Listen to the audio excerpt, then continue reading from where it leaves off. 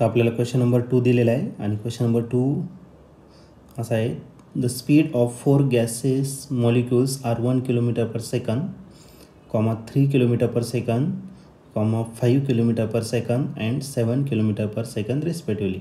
तर 4 मॉलिक्युल्स दिलेले आहे आणि 4 मॉलिक्युल्सचा आपल्याला स्पीड दिलेलं आहे individually. The difference between the R M S speed and the average speed is. तर आपल्याला डिफरन्स फाईंड करायचा कशाचा, आर एम एस स्पीडचा आणि ॲव्हरेज स्पीडचा. तर तो किती असेल तो बघायचा आपल्याला. तर हा क्वेश्चन 2010ला आलेला होता. तर याचे 4 ऑप्शनपैकी पहिलं जे ऑप्शन आहे ए 0.683 किलोमीटर पर सेकंड, बी ऑप्शन आहे 0.583 kilometre per second, C option आहे 0.438 किलोमीटर पर सेकंड आणि डी ऑप्शन आहे 0.358 किलोमीटर पर सेकंड. तर या 4 ऑप्शनपैकी करेक्ट आन्सर कोणतं राहील तर ते आपण सॉल्व करून चेक करूया. तर या क्वेश्चनमध्ये आपल्याला 4 पार्टिकल्स दिलेले आहे आणि त्याचे स्पीड जे आहे तो पहिल्याचा आहे 1 किलोमीटर पर सेकंड, दुसरा आहे 3 किलोमीटर पर सेकंड, तिसरा आहे 5 किलोमीटर पर सेकंड आणि लास्ट आहे 7 किलोमीटर पर सेकंड. असे 4 पार्टिकलचे मॉलिक्युलचे आपल्याला स्पीड दिलेले आहे. तर आपल्याला डिफरन्स फाईंड करायचा आहे आर एम एस स्पीड आणि ॲव्हरेज स्पीडचा. ओके, तर आपण सर्वात पहिले गिवन लिहून टाकू. C1 दिलेला आहे तुम्हाला. C1 कशाचं स्पीड आहे तर फर्स्ट मॉलिक्युलचं स्पीड दिलेलं आहे, तर आपण त्याला C1 ने रिप्रेझेंट करू. मग C1 आहे तुमचं किती 1 किलोमीटर पर सेकंड. ओके, त्यानंतर C2 दिलेला आहे तुम्हाला. C2 जो दिलेला आहे तो दिलेला आहे तुम्हाला 3 किलोमीटर पर सेकंड. C3 दिलेला आहे तुम्हाला 5 किलोमीटर पर सेकंड आणि C4 जो दिलेला आहे तो आहे तुमचा 7 किलोमीटर पर सेकंड.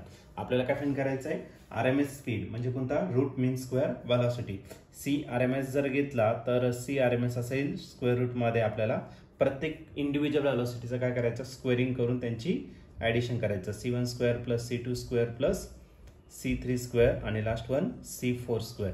मग या चारींची ॲडिशन केलं म्हणून डिवाइड बाय काय करता येईल आपल्याला 4 करता येईल. ओके, मग त्याला आपल्याला काय करायचं परत सिम्प्लिफाईड करायचं. स्क्वेअर रूटमध्ये C1 किती आहे तर C1 आहे 1, 1चा स्क्वेअर 1च. नंतर C2 आहे 3, 3चा स्क्वेअर किती 9, डायरेक्ट लिहू शकतो काय अडचण नाही. नंतर 5, 5चा स्क्वेअर केला तर किती होणार 25. नंतर 7, 7चा स्क्वेअर केला तर 49 आणि या पूर्ण टर्मला कशाने डिवाइड करायचं आपल्याला 4ने या ठिकाणी डिवाइड करायचं.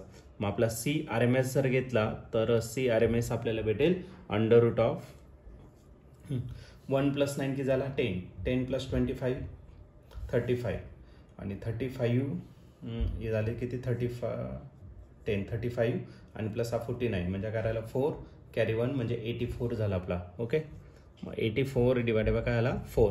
84ला जर 4ने डिवायडेड केलं तर आपला आन्सर येणार आहे 21. मग सी आर एम एस जो आहे तो असं आहे ना स्क्वेअर रूट ऑफ 4 × 2 = 8, 4 × 1 = 1 म्हणजे हा 21 झाला. आता 21 जर घेतला तर 4चा स्क्वेअर जर घेतला तर तो किती असणार 16 आणि 5चा स्क्वेअर जर घेतला तर तो किती असणार आहे तर तो 25 असेल आणि अजून नंबर 21 आहे तो या दोघांच्या मध्ये म्हणजे आपला आन्सर 4 पॉईंट समथिंग येणार आहे. मग जवळपास 4.5च्या आसपास तुमचा आन्सर असेल.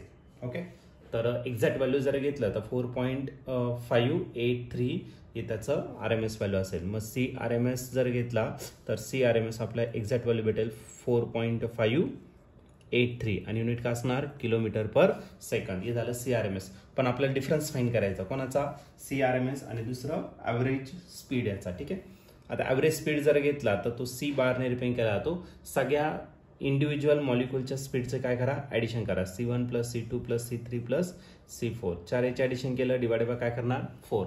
मग C1 किती आहे तर C1 आहे 1, C2 आहे 3, C3 आहे 5 आणि C4 आहे तुमचा 7. त्याला डिवाइड करायचं कशाने 4ने. आता या सगळ्यांचे ॲडिशन जर केलं तर 3 + 1 4, 4 + 5 9, 9 + 7 किती झाला 16 आणि हा 16 डिवाइड काय आला 4 म्हणजे आपलं जे आन्सर येणार आहे ते किती तर 4 किलोमीटर पर सेकंड. आता आपल्याला याचा काय करायचं आहे डिफरन्स या ठिकाणी आपल्याला फाईंड करायचा आहे. डिफरन्स जर फाईंड केला